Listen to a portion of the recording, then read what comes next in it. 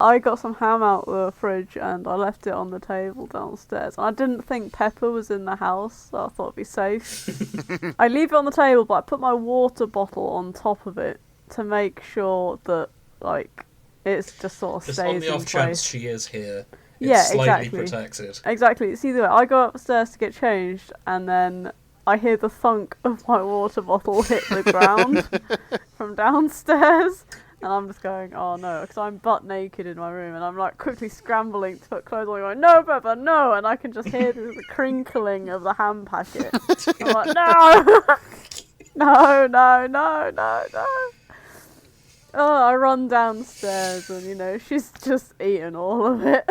I wasn't fast enough. And by the time you get down, she's just sort of sat there with this shit-eating grin. Just like, do what you will. I have won. Exactly. Yeah. Yes, Sophie's dog does that as well, and you've got to watch him because, like, we sometimes have like a curry on a Friday night, and Oh no. well, it's Oh God. I had a curry, and I put my plate down for a sec to go to the loo. Luckily, there wasn't much on it, but anyway, I come back and the dog has his nose in the sauce. He's like full on going for it. He's like, no, I'm not missing this opportunity. I mean, luckily, it was just a tikka masala and not something like a fall or a vindaloo or something like that. That's what I was going to ask about. Because you don't have a very big dog. A small amount of vindaloo is probably enough to, like, destroy your carpet. Exactly, that's it. Like, we probably give him... I mean, we've never tried this, but, like, we give him a bit of vindaloo and he'll probably turn into some sort of tiny chocolate fountain or something like that.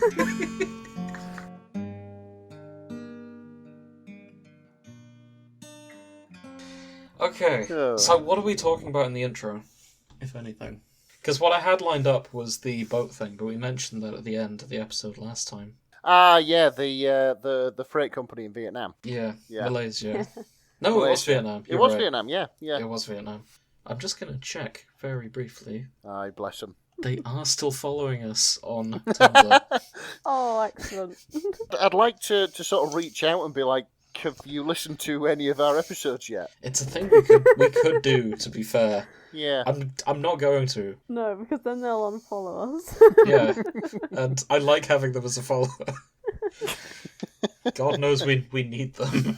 Also, if I know Tumblr is that every once in a while, other boat companies that follow them are going to see that they follow us. Yes. And then it's just gonna be like, we will come up as a recommendation for others. Yes. Can you imagine one of these big companies like P&O having their annual conference and it's like, oh, we've booked guest speakers, the shipping forecast, and it's just us. I would love if... I was going to say if P&O sponsored us, but even better if P&O wants to invite us to a conference one day. So we can just read fanfic to a room of either bored executives or very confused sailors. Oh, that'd be amazing. Yeah. This isn't... They don't know anything about the ocean. No, we don't.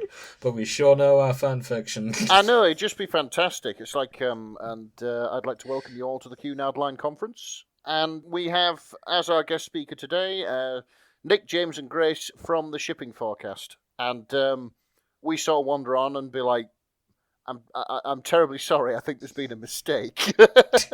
Would you like to read about ABO Dynamics? So, I should introduce you to the maritime fandom. You'll develop feelings for your ships that you will never felt before. So we can't tell you about Dogger, but we can tell you about dogging. Oh no. I've pulled up a list of the actual shipping forecast terminology here. I'm going to make some jokes.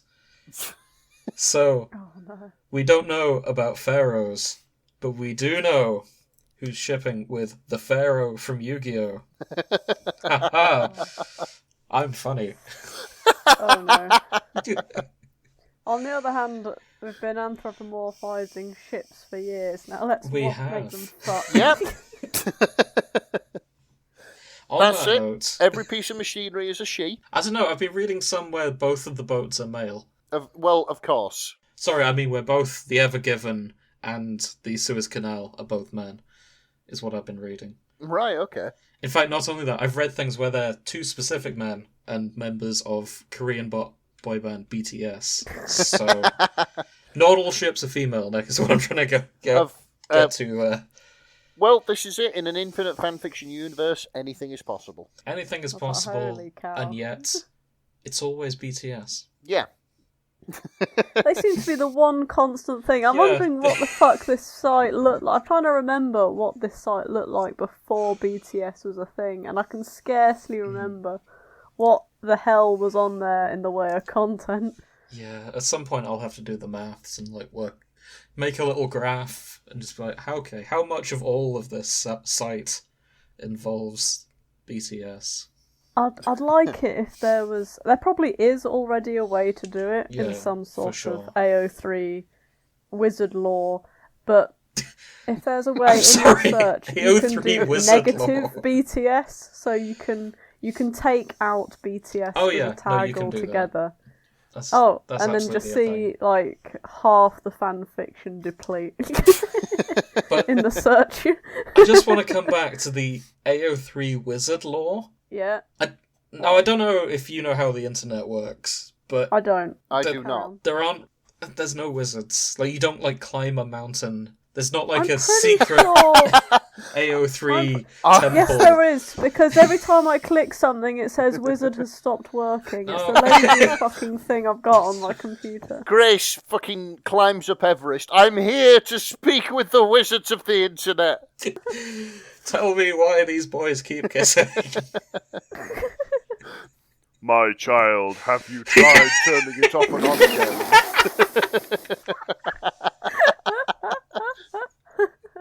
Wait, was that the wizard? What was it saying? No, Grace, don't turn it off. No. Delete system 32. You need to press Control-Alt-Delete and open Task Manager.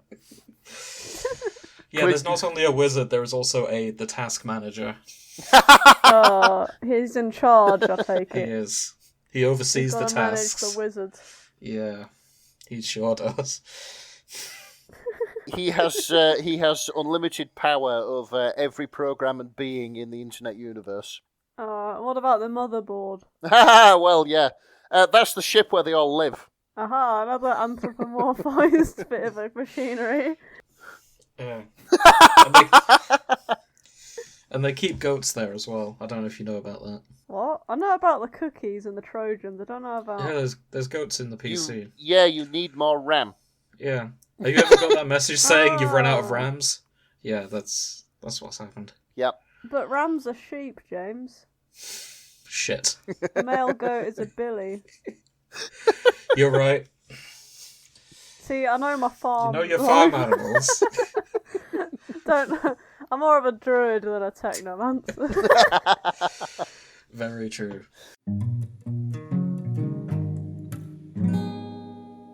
So, talking of ships, I'm going to pick on Grace. Grace, what have you been reading? Oh, wait, you went first last time. Yeah. Nick, what have you been reading? Well, I read a series of works. Excellent. Yes. They are very short but sweet. Okay. Quite sweet, actually, because they are very well written. They are called, as a collective, Their Own Bright Grace. Oh, okay. And we do have our own Bright Grace with us on the show today. Grace. Shut up. I hate my name. I've always hated my name. Do you know what? That's one of the reasons why I picked this fic. Because How fucking sweet of you. Thank you for letting me make the joke. Oh, I could see it coming a mile off. Okay, it's by Mysterious Nom de Plume, which I'm just going to translate that, which is apparently mysterious pen name. Makes sense. Yeah, there it is. An author's nom de plume is a name that he or she uses instead of their real name. Okay. That's very clever. So it's French anonymous. Yes, but not French anonymous as in the 4chan, where they, yeah, it's a Guy Fawkes mask, but also a beret on top. Yes, and some garlic. So Nick, tell us about this 4-parter, Their Own Bright Grace. It's crack treated seriously. I'm happy to report. There's various themes of sort of love and loss and loneliness and first meetings, things like that. It deals with, of course, the crisis that we have seen in the Suez Canal when the Ever Given ran aground and, well, fucked up capitalism. Mm-hmm. As we all know, the Ever Given got stuck, and then it was refloated using help from several little diggers and some tugboats and the moon, because, of course, an unseasonably high tide was eventually what got it unstuck. Mm-hmm. I will read the summary. Since 1869, 50 ships have passed through the waters of the Suez every day, yet none of them stay. The Suez Canal has been lonely for so long. Oh. Yeah, that kind of sets the tone for the rest of the work. The first fic that's on here is of the first meeting of the Ever Given and the Suez Canal. There's basically, the Suez Canal has been asking ships for years and years and years, "Hey, why don't you stay and chat a while? I'm terribly lonely," basically that sort of thing. The other ships are like, "No, we've got things to do, piss off, we don't want to talk to you," that sort of thing. And one day, the Suez Canal is singing to herself, and the Ever Given says, "You have a beautiful voice," and wedges his large bulbous bow into her sandbanks. Hey. I mean, normally you've got to buy her dinner first. But apparently that's it. Yeah, you can linger a while if you like. I wonder, Suze thinks, is this what humans mean when they speak of a kiss? Christ. It sounds more... sounds like you've skipped some steps, to be honest, if you're plunging the bow into the banks. But now they are locked together in their embrace, which lasted about a week, didn't it? Okay, so on to the second fic. Here's the summary. "This is goodbye, she said. The moon willed our parting with her tides. The moon and the feeble efforts of humanity have finally parted the two lovers." So, yeah, here we go. Plot of this one. It's a very, very short but sweet one. They part. Aww. Ever Given floated free of the sands of the Suez Canal, and the loss of contact was disorienting. They're saying loads of lovely things. "My light, it's not goodbye, only until then," said the Suez. Calling Ever Given beautiful in the sunset and things like that. Here's a setup for the next couple of fics. The Ever Given sort of makes a wish and says, "When I'm an old rusted ship done with my service to humankind, may the moon allow my wreck to sink into your waters. Until then, my light." I've just had a horrifying thought. If this is an anthropomorphized boat who can make wishes and things like that, but is under control of humans, Yeah. are we in the Thomas the Tank Engine universe? Oh my god.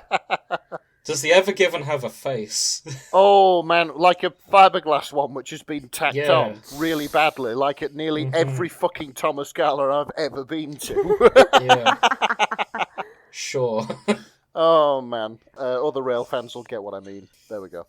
Okay, let's carry on. Yes. So, this is kind of like a poem, sort of, the next one, called Ghost Ship.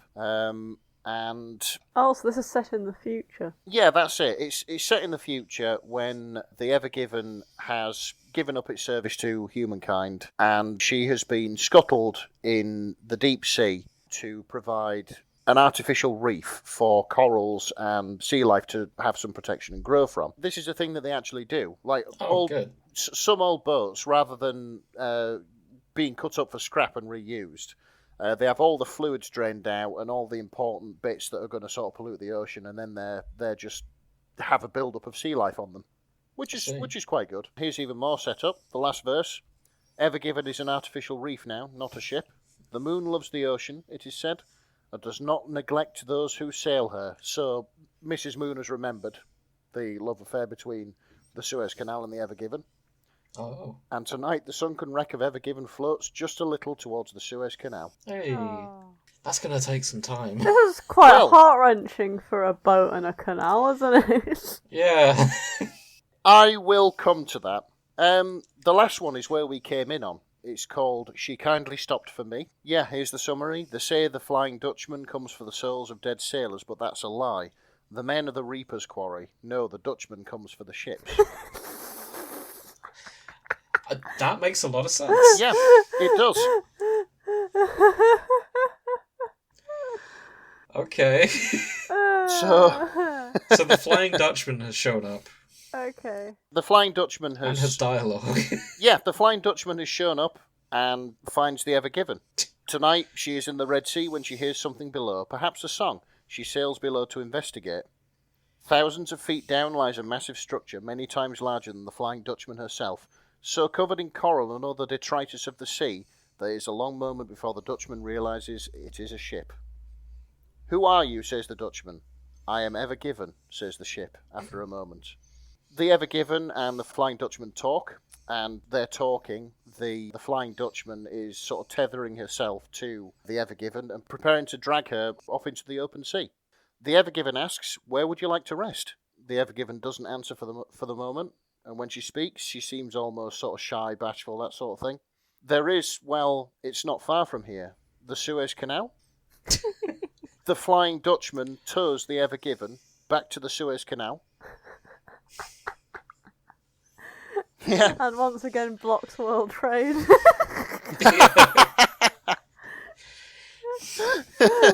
Rises up and gets their revenge.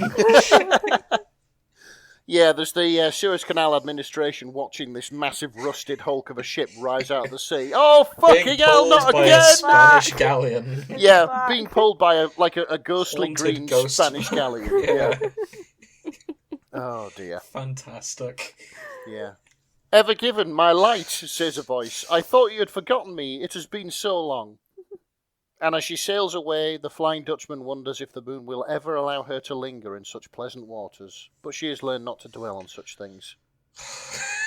Hell. You weren't kidding about crack Very treated bittersweet. seriously. I had feelings by the end of this. I had feelings. So you're there with your red wine on a Saturday. Yeah, it was like, it was such a lovely story, and then I had to remember, it's a fucking shipping lane and a boat, and it's like, Yeah. Jesus Christ. Your partner just turning to you like, is it the boats again?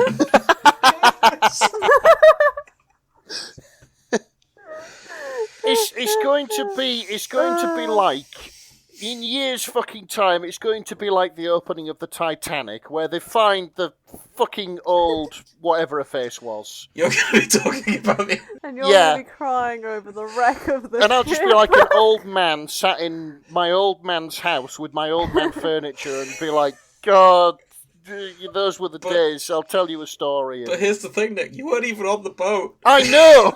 You're not Kate Winslet because you just saw the boat on telly and read a fan fiction about her I know. that made you cry.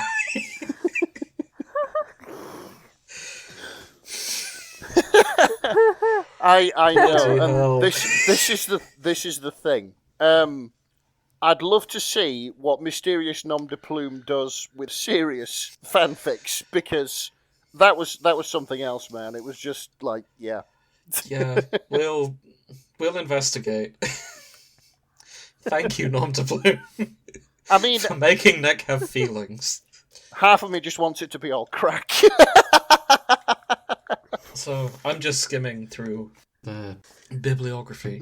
And the thing that stands out is there's some Artemis Fowl stuff here, and I was a very big fan of Artemis Fowl growing up. Yeah, there's Artemis Fowl. There's Night at the Museum, which is like a like a Ben Stiller movie. Mhm. She has done original work. Okay. Yeah, those are all the Ever those Given. are all the Ever Given. Yeah. Yeah. Oh man. Yeah, it was good. Mysterious Nom de Plume. If you ever listen to this, write more because you're dead good. You can put that on the cover if you ever get published. I'm dead good, says Nick, the shipping forecast. Yeah, dead good. Nick, the shipping forecast. Fantastic. Yeah, I enjoyed that quite a lot. Cool. I enjoy a bit of feelings every now and again.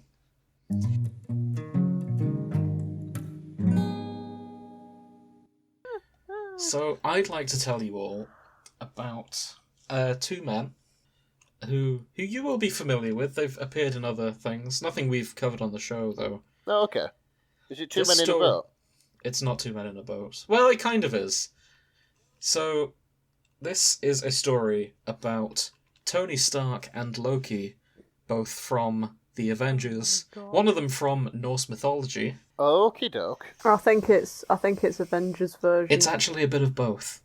So this fic is called The Honorary Child of Loki, Ever Given, by Knight Triumphant 17. That's Knight with an N, not a K.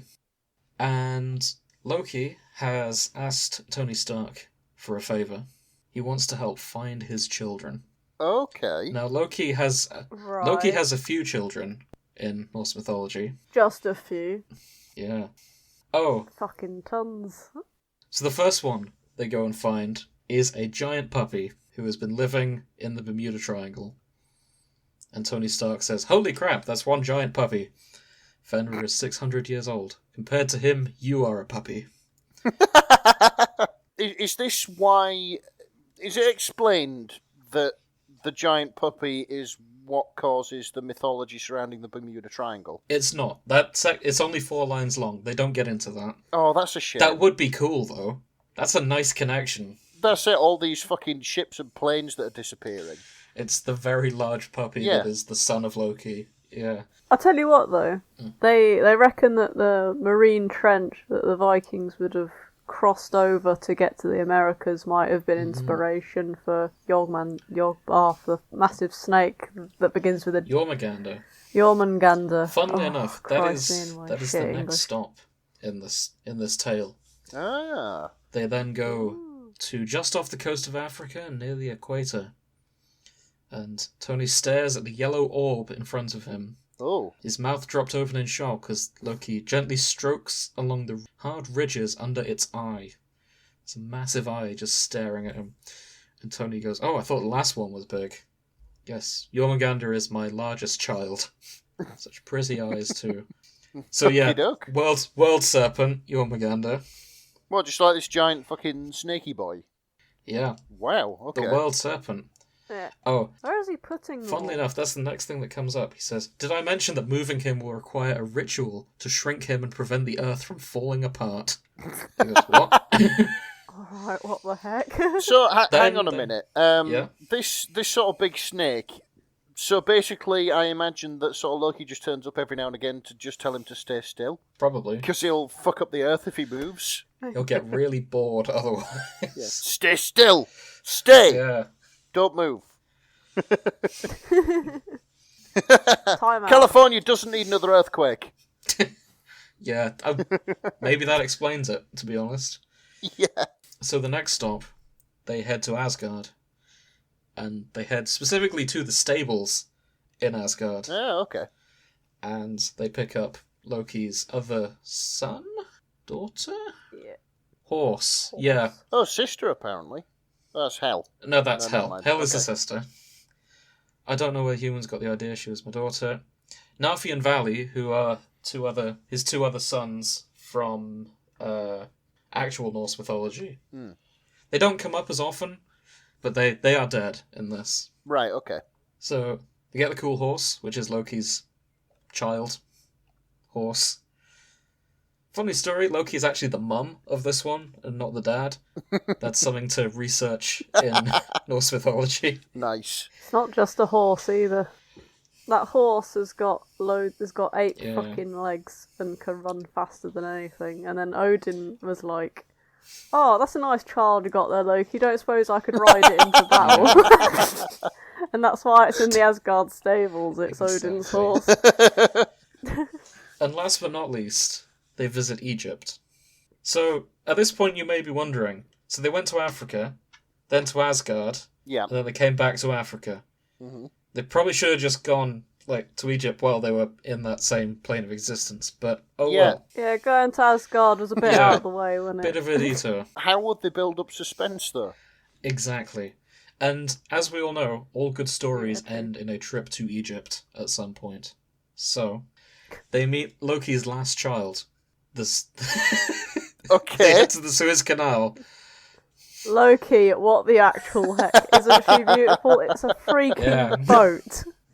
She stopped 10% of world trade. What brilliant chaos. We are not kidnapping a boat. It's not just any boat. We are not, but you Fine, are. It's my child. Buy her quickly, please. We can shrink her and drop her in the pool. Do you know, I like that image. There's just like a tiny little Evergiven, so like putting around a pool somewhere. Yeah. Just probably next to the snake that is also living in there. Yeah, that's the giant excellent. puppy and the 8-legged horse. That is excellent. All just living with Loki as this chaotic dad. Yeah, I'd watch that sitcom. Yeah, that's an image. Loki's getting a series in May, isn't he? He is, but it's not going to be a sitcom where he raises his 4 kids. No, it's going to be a sitcom where he's fighting himself. Well, there is that, but... Which I think is going to be amusing, and it's going to get a 2nd season already. I look forward to seeing that at some point. Well, I'm excited anyway. Yes. Grace, you're a big fan of Loki, for those who aren't already aware. I am a big fan of Loki. I like very dubious, morally aligned characters. That's why you hang out with us. Yep. Yeah. So yeah, I like the idea that the Evergiven is honorarily Loki's other daughter, because she's caused that much chaos. He's just like, yes. Yeah, I like that. I'm adopting you. You're in. I like your style, Welcome kid. aboard. So thank you, Night Triumphant. That was a lot of fun. Yeah, he seemed it. Not a lot to say about it, but it is very short, so that's kind of... It's short but sweet. Short and sweet. Please write a sitcom. Yeah. With them all living together. I guess what this episode has proved so far is that you do not need to write pages and pages and pages to be good. Yes. And you can have feelings about boats. And you can have feelings about boats. Wide variety of feelings. I mean, I thought it was just cars and steam engines, but you know. I mean, I mock, but I must confess, the only films I cry at are when the animal dies or if a robot dies. Like End of the Iron Giant, End of Rogue One, tear up every time. Fucking yeah, I can understand why on the Iron Giant. That's such a sad film. Yeah, it is. It really is. Maybe we should look for Fix-It Fix for the Iron Giant at some point. You know, where they're just happy and they hang out. Yeah, they sort of disarm him as a weapon because he was meant to be. He was built to be like a weapon to destroy the planet, wasn't he? Yeah. But he hit his head when he came down and forgot. That's exactly the plot. Yeah. Spoilers, by the 50 way. fix of Iron Giant. I'll see if I can find a fix it later. But in the meantime, Grace, what have you been reading? So this one is Trouble in the Suez by Supergeek21, and it features Aziraphale and Crowley Yay! from Good Omens. Our old friends. Our old friends. So the summary is Crowley wakes up from a pandemic nap with an itch that can only be scratched by stirring some trouble. Luckily there's a ridiculously large cargo ship in Egypt just begging for some demonic interference. Ah, yes. This is exactly the kind of like mild chaos that Crowley would be all over. Yeah. Oh yeah. Right. Tags. Ineffable husbands, ineffable idiots. Crowley is good at being a demon. Crowley is bad at being a demon. Aziraphale is just enough of a bastard to be worth knowing. Crowley is a little shit. Crack, bickering, pre-relationship, canon compliant. Awake the snake. Post canon. Aziraphale and Crowley are friends. The author regrets nothing. The author regrets everything. I wrote this instead of working. Humour. No better. We fall like Crowley based on real life. I like that. Excellent. Oh man. It was quick warning. Obviously, it involves COVID pandemic and lockdown shit. Just so we're clear. So if you don't want to listen to that shit, tune out now. Topical, innit? I just want to point out, Awake the Snake has 73 works in it. Wow. Well, okay. I'm not aware of what Awake the Snake is, so I'm gonna... It's specifically a Good Omens thing. I can guess I that think. much. It looks it. From Googling it. However, this is teen and up, so you can all take your hands out your trousers. It's not explicit. Okay. Fair enough. They weren't in my pockets anyway. So, what happens? Okay. So it starts with Crowley rolling over to sort of check his alarm clock. So, because, for the most part of the pandemic, he's just been sleeping and waking up every couple of months to see if it's all over and just checking with Aziraphale from time to time. That's incredibly relatable. I know, right? He looks at his alarm clock and he goes, "Oh God, 1:15 March," and then he sort of goes roll back to sleep again. But he just can't seem to get to sleep. And in this trouble, he's sort of the demony, snaky part of his brain is like, "Come on, it's been ages. Go make some trouble." And he's like, "Oh no, they're going through enough. They don't need me making life any harder." And then the demony, snaky voice is like, "Bollocks. You know well as me, there's no way people are being all good. If they can be out there having fun being stupid, there's no reason you shouldn't. Come on, I'm bored. You know, they aren't really still tired. Let's have a little fun." And Crowley just relents and it's like, a demon can only go so long without wreaking havoc. He's going to have to let off a little bit of steam or else he's going to start being moody and maybe snipe at Aziraphale. And he doesn't really want to do that, so he sort of looks through a list he's made a little while ago. Some old plans, and he looks through them and goes, "No, I can't do that one. No, that one's too mean. That one, no, too much prep work. No, I missed my chance for that one. I can't do that one. Oh, what was I thinking?" And then, wait a minute, yeah, this one has potential, and he quickly gets on the computer and books himself some plane tickets. I like the footnote on that, incidentally. Oh yeah. That it takes him a while to work out why there aren't many plane tickets, but why they're all really cheap. Yeah. He hasn't really been in touch with the world, has he?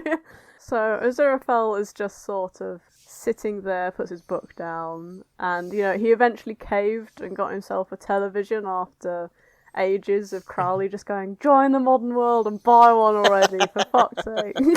So he's finally got a TV, and he turns it on, and the news comes on, and the anchorman starts talking. "Breaking news out of Egypt tonight. A cargo ship carrying 20,000 containers of goods has run aground and lodged itself sideways in the Suez Canal, effectively cutting off traffic on one of the world's busiest trade routes." Aziraphale chokes on his hot chocolate and is just like, "What the? A ship the size of a skyscraper just rammed itself horizontally and inside a waterway." Crowley would love and this. And it was just absurd. And he was just like, oh yeah, Crowley would love this. He gets would. his phone, dials it in on the little rotary bit, and he goes, "Oh, he's probably asleep, but I'm sure he'll get up for this." But sadly, he's met with, the dial thing. Mm-hmm. "Hello, this is Anthony J. Crowley. You know what to do. Do it with style." He was just rolling his eyes, for fuck's sake. "For heaven's sake, dear boy, it's been almost a year. Do you ever plan on waking up? There's an absolutely absurd story in the news. I'd like it." And then suddenly a thought occurs to Aziraphale, and he stares back at the television. No, can't be. The image changed on the screen, and his stomach stank. The anchorman continues. "We are now receiving reports from maritime tracking sources that say that Ever Given embarked on an unorthodox course in the 24 hours before beginning its ill-fated trip through the canal. While representatives from the shipping firm say the formation was completely incidental, GPS images show that the ship's route draw a large phallic shape." Oh, good lord! The angel gasped. Yes. The image zoomed in on the screen to show an etch-a-sketch-like drawing of what's clearly a penis and testicles, and a particularly round arse. It's him. What was he thinking? Without a moment's hesitation, Aziraphale dials his mobile number. Okay, it cuts to Crowley staring smugly out the window, and he's like, "Haha. Yes, I've done well here." His phone rings, and it's Aziraphale. And it's just like, "Oh, hi, Angel, how's it going? Where are you?" "Oh, I'm just home, creating a little chaos, so I couldn't sleep." "Don't lie to me." "Oh, it's not really important." I love this fucking paragraph. The ship was big enough to block it up, but it took the significant skill of a demon who once worked as a pirate captain and had spent years driving like a menace through one of the most crowded cities in the world to catch the wind just right to turn a ship that big completely sideways and make it look like ineptitude. Yes. Yeah, he knows his stuff. Thankfully, Crowley was the demon. That's for the my job. Crowley. Yeah. Oh dear. I find it cute he's trying to deny it to Aziraphale as well. Yeah. Like, no, I'm not doing chaos. It's fine. Yeah. Yeah, it's like, oh, it looks as if someone has gotten a large cargo ship wedged in the Suez Canal. Oh, no kidding, eh? Who could have done that? Oh, it must have been a terrible driver, or a bloody genius, I knew it was you, How long have you been awake? How did you know it was me? From the minute I saw cock and balls drawn on the GPS. That was a nice touch, wasn't it? Oh, he's angry because he didn't call. Yeah. Oh, that makes sense. Yeah. Oh. So to avoid getting moody, you've single-handedly snarled global trade traffic for the foreseeable future. Yeah, pretty cool, right? Oh, Fantastic. oh, a plan this brilliant. I'm sure you've thought a way to get out of it. Oh. Yes. Fuck. So yeah, it leaves him stuck on this ship for about 2 weeks because he's got no way to get back. Oh, bless him. Excellent. Fucking mega. I'm glad this Agent of Chaos can just show up again. Yeah. And do this sort of thing. I never put, like, 2 and 2 together. I never put, like, the Suez and Crowley together, but it kind of works. Definitely. The demon that was responsible for the M25. Yeah, so... Is exactly the kind of person to block off all world trade. Yeah, exactly. I think he kind of outdid himself there. Though he inadvertently did some good, because he's entertained all of us. Yeah. By creating the best meme of 2021. But, so far. This is it. It's like, the small amount of good in Crowley. It kind of sort of fits with the with how the show and how the book is. Definitely. Oh yeah, definitely. He's done something which is hilarious rather than harmful, because it didn't kill anybody, did it? I don't think so. No, but what he did do, in order to get onto the ship, the captain was lactose intolerant, so he put some slightly gone-off milk in his coffee. So he missed the departure, and Crowley just sort of snuck on with some false documentation, disguised in his uniform. And presumably just said, look at me, I'm the captain and now. just like, I'm captain now. Yeah, exactly. Oh, this... So one person was mildly discomforted in the make. So somebody got the shits, but nobody died. That's very Crowley. Yeah, that is very Crowley. Yeah.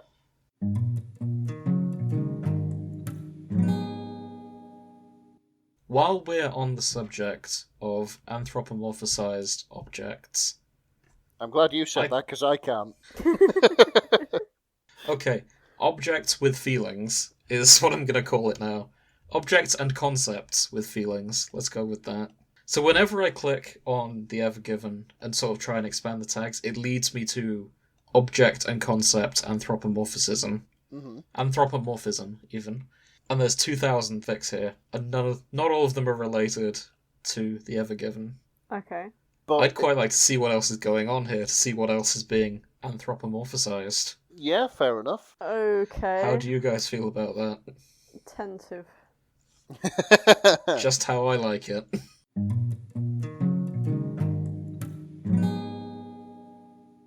So before we jump in, any predictions of what objects we're going to see? I reckon sort of anything with a little bit of romanticism attached to it.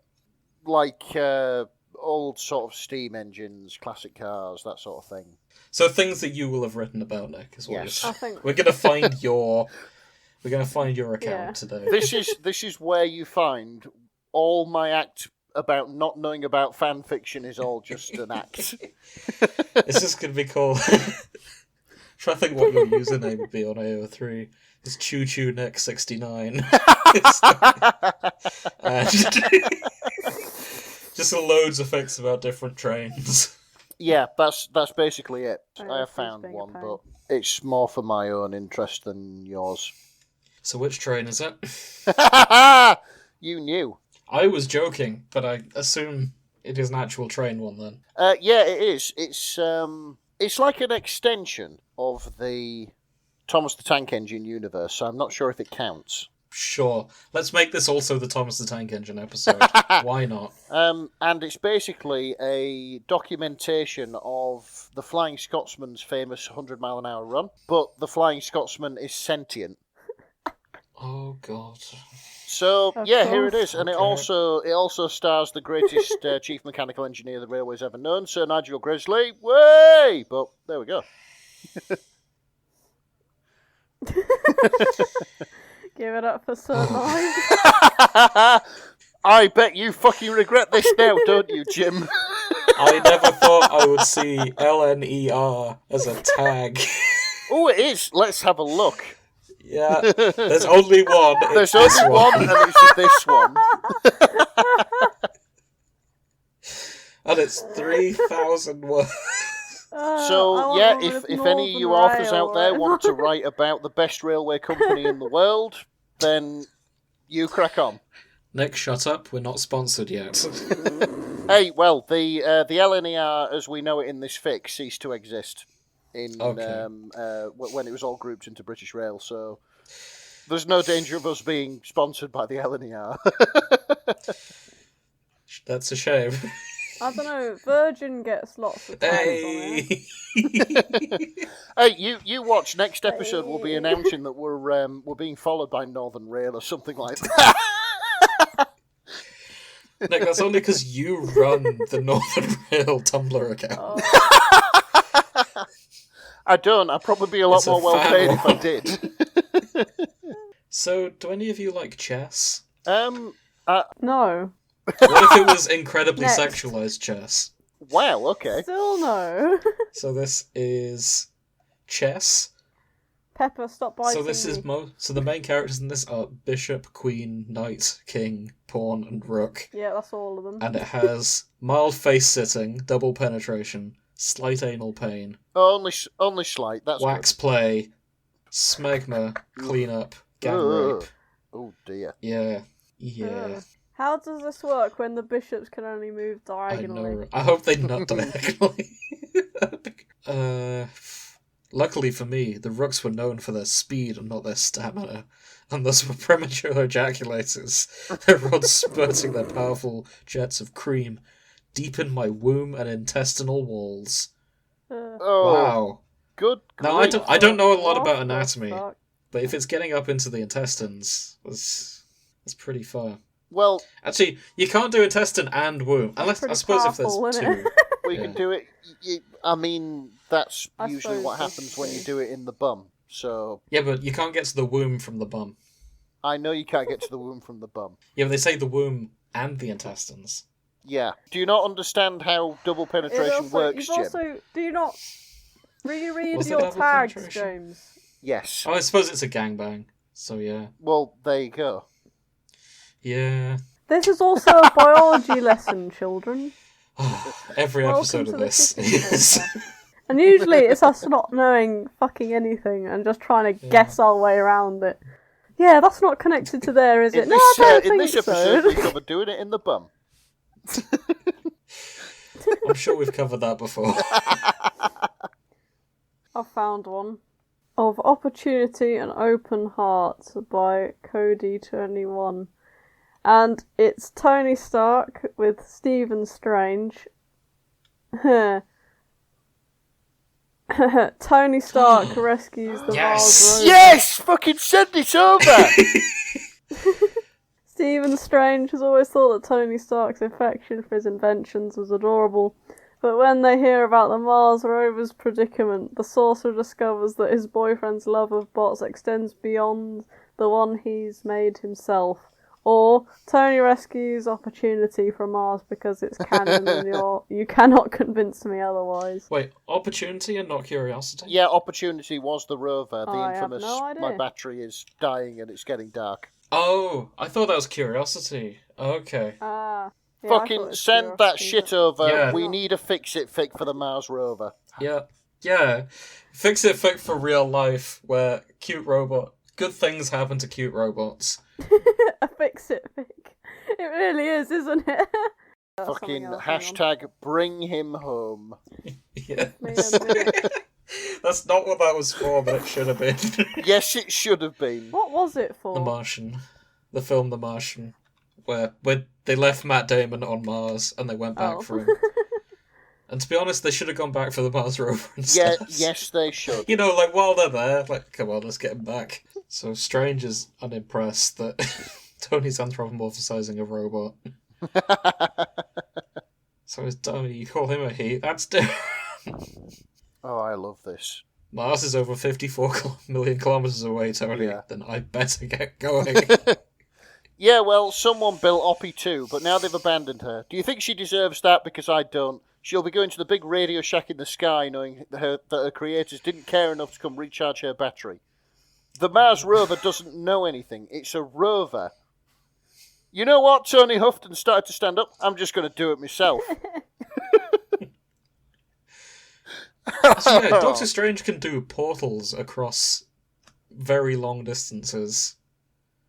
I just love his fucking enthusiasm. It's like, yeah, I'm just going to do it. I don't give a shit that it's miles and miles away in the vacuum of space. I will think of something. Oh. Okay, so they do portal to him, I think. My battery is low and it's through. getting dark, Stephen. That was her last message, and now they've even stopped pinging her. Oh, bless. Yeah.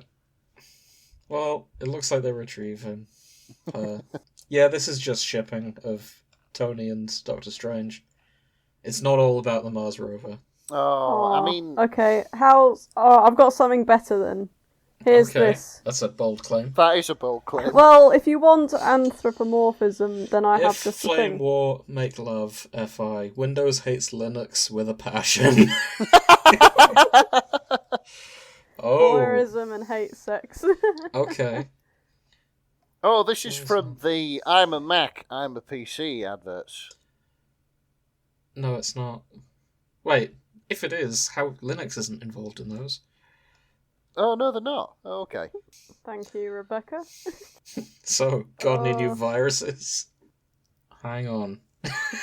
They do bang in this. Yeah, scroll down, look at how they've written the sex. Oh, for fuck's They've sake. done it with command lines. Hang on. Touch, it's a grep. Dollar sign Pervert. finger. Unzip. Dollar sign mount. Finger, you're in a public space. Dollar sign mount / Windows.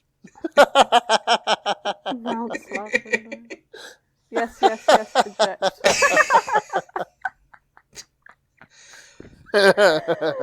Beautiful.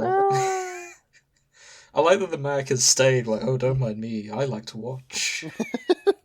Oh, God. That was hot. I wish I'd remembered to turn on my webcam. Yeah, Linux said drowsily and looked at Windows. You weren't half bad. Windows snorted. This changes nothing between us. You're still a complicated OS for nerds. That's brilliant. I'll never be an open source communist. That ends on $ make clean.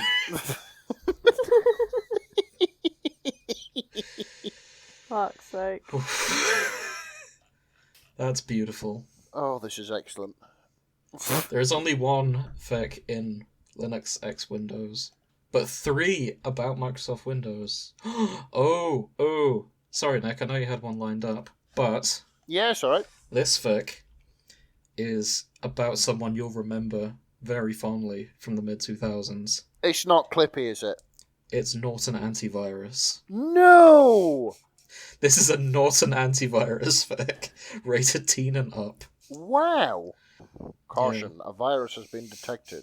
So for guys, Norton was awful. We had Norton. Oh, good. I know it was awful. Okay.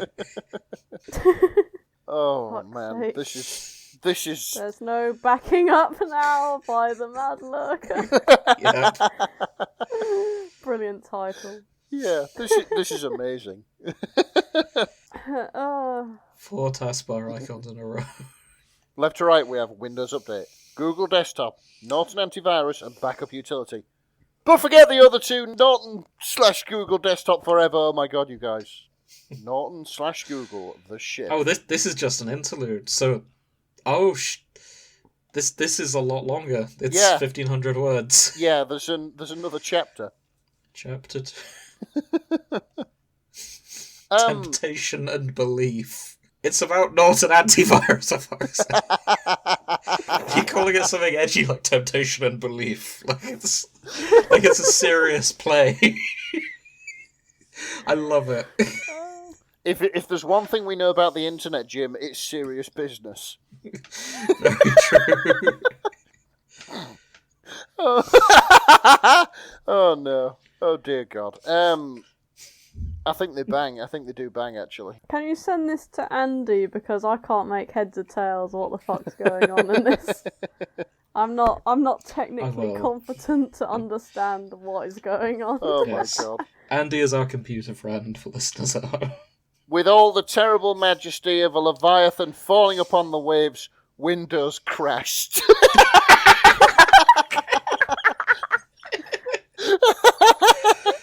They do bang. In the aftermath, Google and Norton lay curled together, the lone remaining occupants of the icon tray.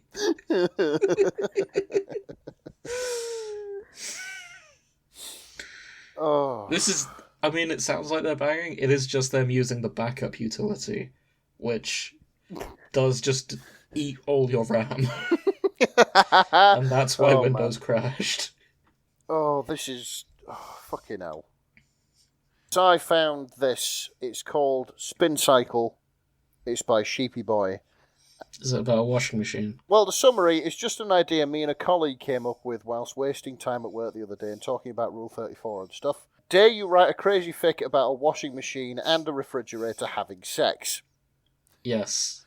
Give it to me. Here is Spin Cycle by Sheepy Boy. Okay. It's apparently, by the sounds of things, it's in... Hang on. Implied drug use? Yes. It's a fridge and a washing machine.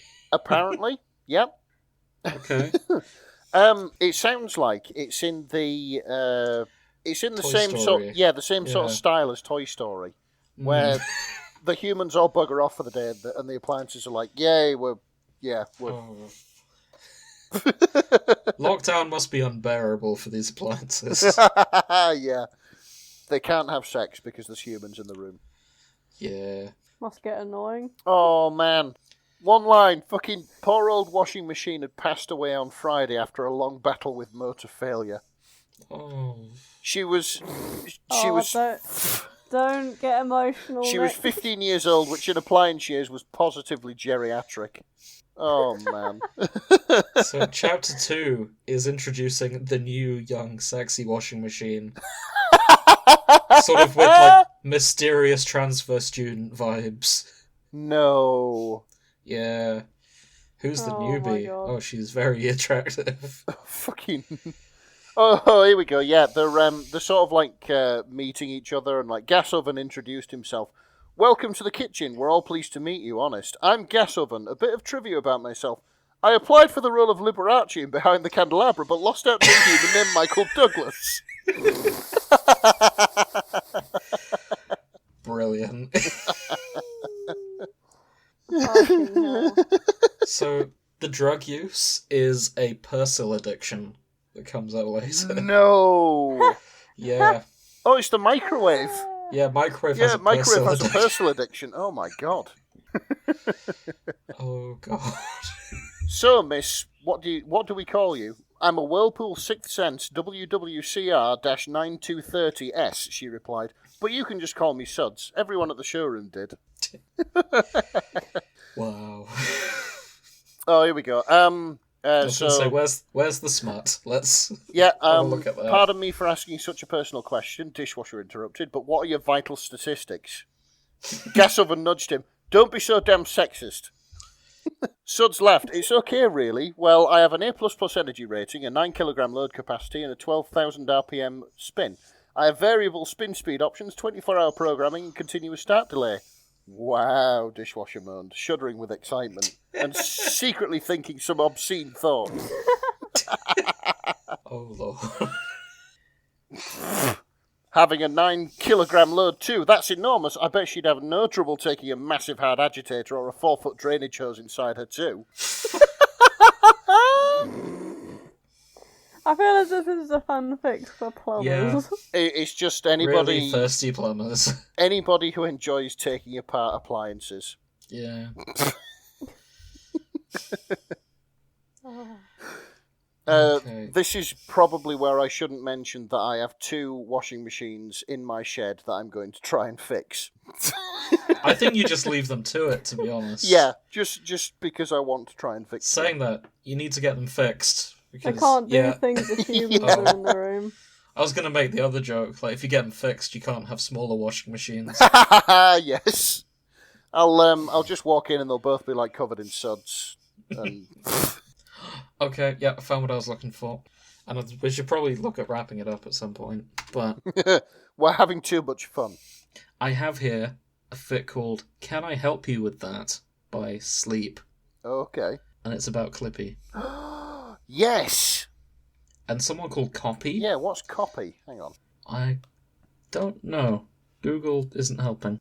Oh, I think he's a piss take of Clippy. Oh. Yeah, according to Know Your Meme, because we always cite our sources here on the Shipping Forecast.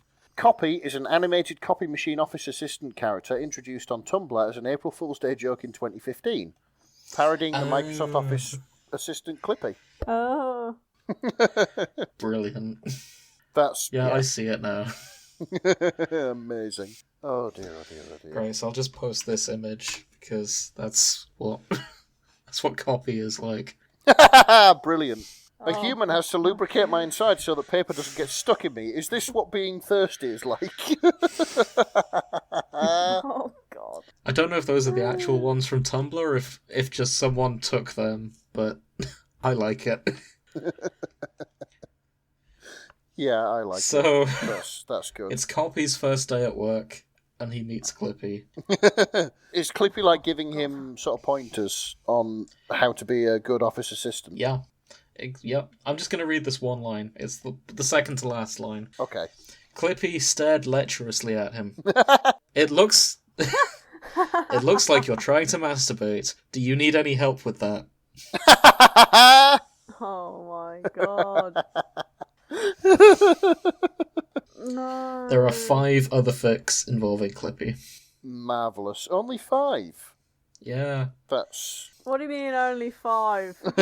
That's a shame. One of them's from Homestuck, which I've not seen, so I'm not going to weigh in on that. One of them's from Star Trek Lower Decks. Yes. Badgie is a parody of Clippy. Ah, okay. From the future. Brilliant. He's there to help you make holodeck training programs. It was very funny. I'm thoroughly enjoying Lower Decks, if anyone's wondering. I'm not wondering. Hi there. We're coming to you all from, 5 days in the future? When did we record? God, it's been a week, hasn't it? Just say the near future. Yeah. Saves Yeah, maths. okay. I'm good at dodging maths. Hi, we're coming to you from the future. Like a week in the future. It's okay, Nick, we don't need sound effects. It's not been that far, and we came the long way round. I like to pretend. Okay, that's fair. I don't know, I think today kind of flew by almost It suspiciously. did, didn't it? Maybe there was time travel. But Either way, before you guys get me off topic, we're re-recording the ending like a week later because we've come to the conclusion we're not going to do this format of reading fics we read over the week and then reading tags. That takes too long to edit. It's a pain in the ass. My hands are bleeding from all the editing.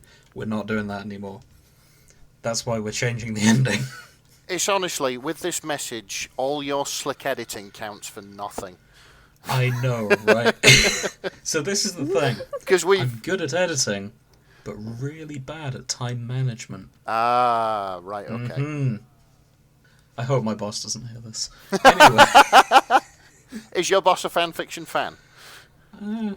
you don't know, do you? Yeah, you never really know, yeah. Like We have a don't ask, don't tell policy in terms of talking about our weird hobbies.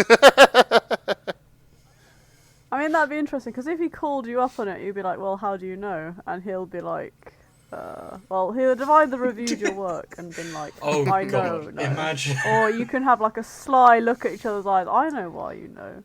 But you better not use this against me, because I'll tell everyone why you know. So we'll have mid-year reviews will come up, and he'll just have this tape of me just saying, I'm really bad at time management. He'll just play that when it's justifying me trying to get a raise, and it's like, oh, alright, fair enough. Maybe if you stopped fucking about with your two disreputable friends, your job performance might be better, Jim. If you didn't spend all day on AO3, maybe you'd be good at your job.